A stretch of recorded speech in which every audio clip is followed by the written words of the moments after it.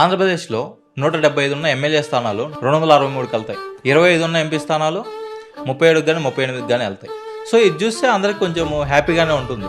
కానీ behind reasons తెలియనంత వరకే ఇదంతా. రాజకీయ నాయకులకు కానీ వాళ్ళ పార్టీలకు కానీ చాలా హ్యాపీగానే ఉంటుంది. ఎందుకంటే కొత్త కొత్త నాయకులు వస్తారు, కొత్త విఐపీలు వస్తారు, జనాలకు నష్టపెడతా ఉంటారు, కొత్త గొడవలు వస్తూ ఉంటాయి. సో ఇలాంటివన్నీ ఉంటాయి. కానీ ఈ పెరుగుదల అనేది ఎమ్మెల్యే సీట్లకి ఇస్తే ఓకే ఒక విధంగా, ఎంపీ సీట్లకి ఇచ్చినా కూడా ఓకే.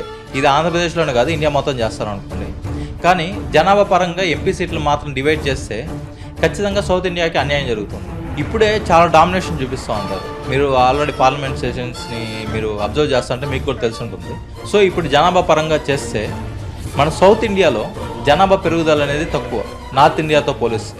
ఒకవేళ ఎంపీ సీట్లను ఇలాగ చేస్తే నార్త్ ఇండియాకి ఎక్కువ ఎంపీ సీట్లు వెళ్తాయి, అనుకున్న దానికన్నా చాలా వెళ్తాయి. అప్పుడు మన బలం ఏమవుతుంది, ఇంకా వీక్ అయిపోతాం. నష్టపోయేది రాజకీయ నాయకులు మాత్రమే కాదు, మనం ఎక్కువ నష్టపోతాం. ఇంకా ఒకసారి దీన్ని అందరూ ఆలోచించండి. జై హింద్.